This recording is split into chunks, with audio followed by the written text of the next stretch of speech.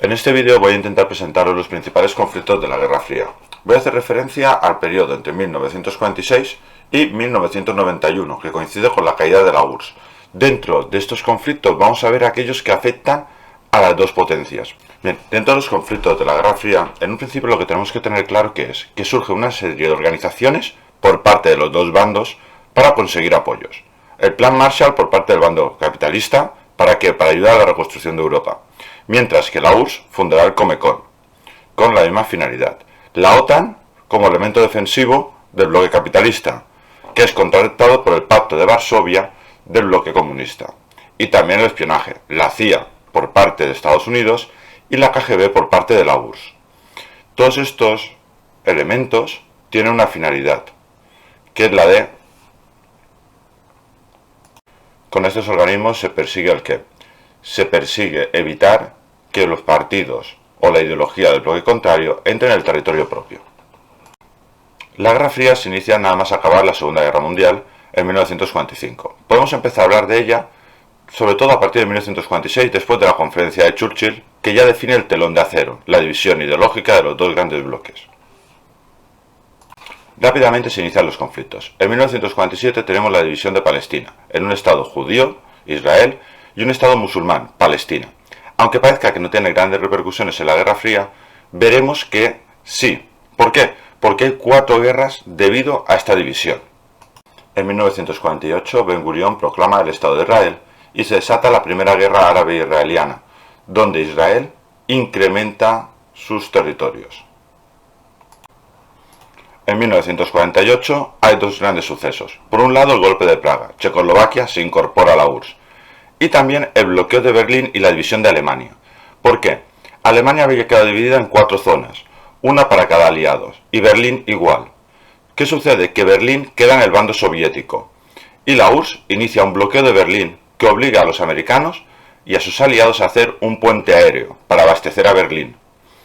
Esto se mantiene durante un año, y es un éxito aliado, ya que consiguen abastecerlo y finalmente se eliminará este bloqueo y se hará efectiva la división de Alemania en la Alemania federal, aliada, y la República Democrática Alemana en el bando de la URSS.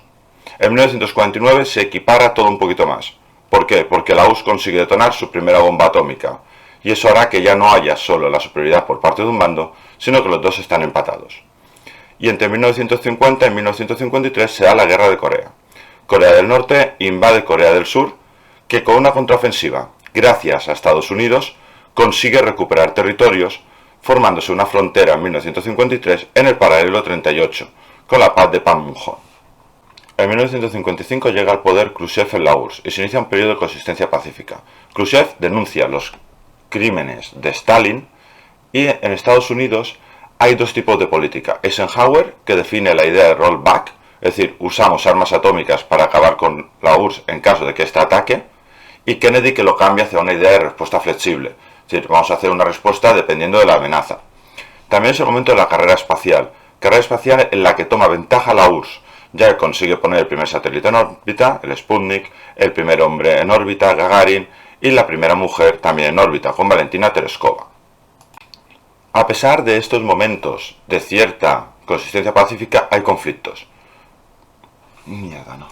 En este momento también surgen un grupo de países que se reúnen en Bandung, Tailandia.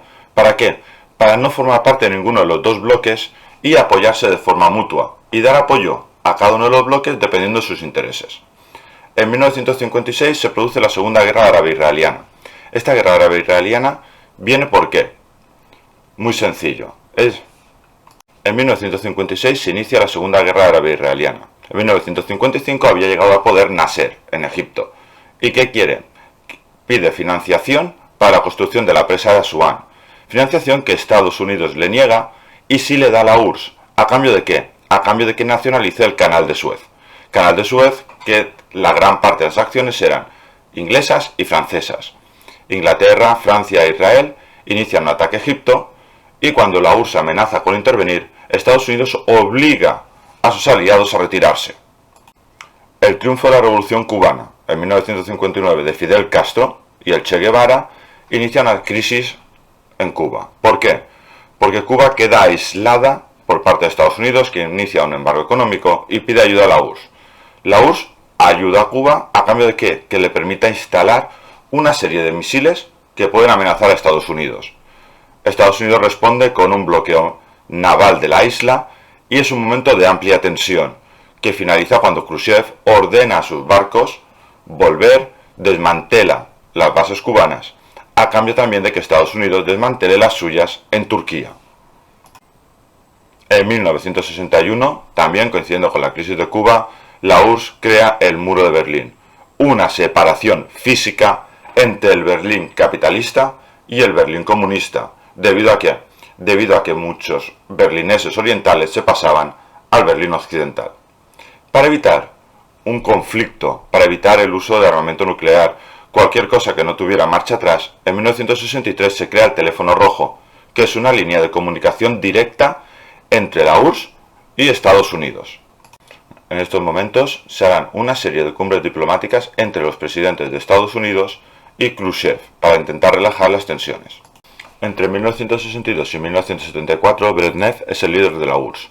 Es un periodo que se conoce como distensión, pero eso no quita que esté exento de conflictos. En 1964, Yasser Arafat crea la OLP, la Organización para la Liberación de Palestina. Esta organización pretende el qué? Recuperar los territorios perdidos por Palestina frente a Israel. Y en 1967 se decreta la Guerra de los 6 días. Israel hace un ataque preventivo, pensando que va a ser atacada, y lo que hace es apropiarse de muchos más territorios, derrotando rápidamente a la coalición musulmana.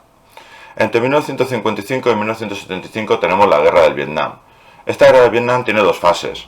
Por una parte, la guerra de los vietnamitas contra Francia y posteriormente la participación de los Estados Unidos dentro del conflicto para evitar la extensión del comunismo, cosa que no conseguirán, ya que en 1975 con la Paz de París tienen que retirarse y el régimen comunista se extenderá tanto por Vietnam del Norte como en Vietnam del Sur.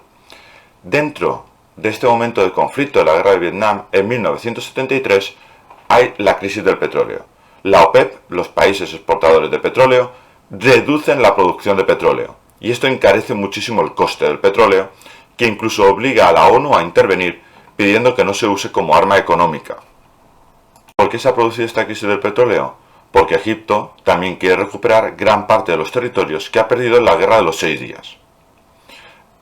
Es en este momento cuando el movimiento hippie tiene mucha fuerza defendiendo la no violencia, el fin de la Guerra del Vietnam, y también cuando aparece el mayo del 68 debido al descontento de la sociedad francesa y que se extenderá por otros lugares de Europa. Entre 1975 y 1985 hay un incremento de la tensión. En 1979 se producen los acuerdos de Camp David, por el cual Egipto recupera los Altos del Golán y la península del Sinaí a cambio de reconocer a Israel como Estado. Es el primer país musulmán que lo reconoce. Se firman también los tratados SALT II de no proliferación de armamento nuclear y se aprueba la doctrina Carter. ¿Qué dice la doctrina Carter? Que Estados Unidos puede usar la violencia para llegar a los recursos petrolíferos de Oriente Medio. En 1979 la URSS invade Afganistán. Al invadir Afganistán habrá una gran tensión internacional y Estados Unidos responderá armando a la guerrilla afgana y boicoteando los Juegos Olímpicos de Moscú de 1980. Y lo que hará también la URSS será boicotear los Juegos Olímpicos de Los Ángeles de 1984. En 1979 se produce la Revolución iraní, donde un régimen pro-occidental es sustituido por un régimen religioso, el régimen del Ayatolá Jomeini. Esto que provoca que Estados Unidos quiera también mantener su influencia en la zona y en 1980 hasta 1988 se hará la guerra entre Irán e Irak. El régimen de Irak, dirigido por Saddam Hussein, será apoyado por los Estados Unidos, frente a Irán, que contará con el apoyo de la URSS.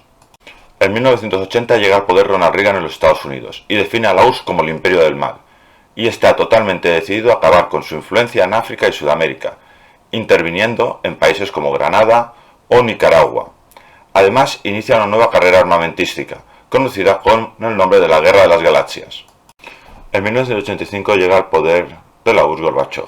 Gorbachev encuentra un país arruinado por la carrera armamentística, no puede competir económicamente con los Estados Unidos e impone la doctrina Sinatra, doctrina Sinatra, que es da libertad a los países del este para actuar como ellos consideren.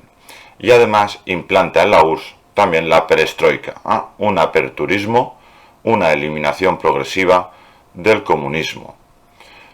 ¿Qué provocan todas estas cosas? Muy fácil. En 1989, la apertura del muro de Berlín. En 1990 se unifica definitivamente Berlín. Y en 1990 hay unas elecciones en la URSS que por primera vez ganan los representantes no oficiales del PQS.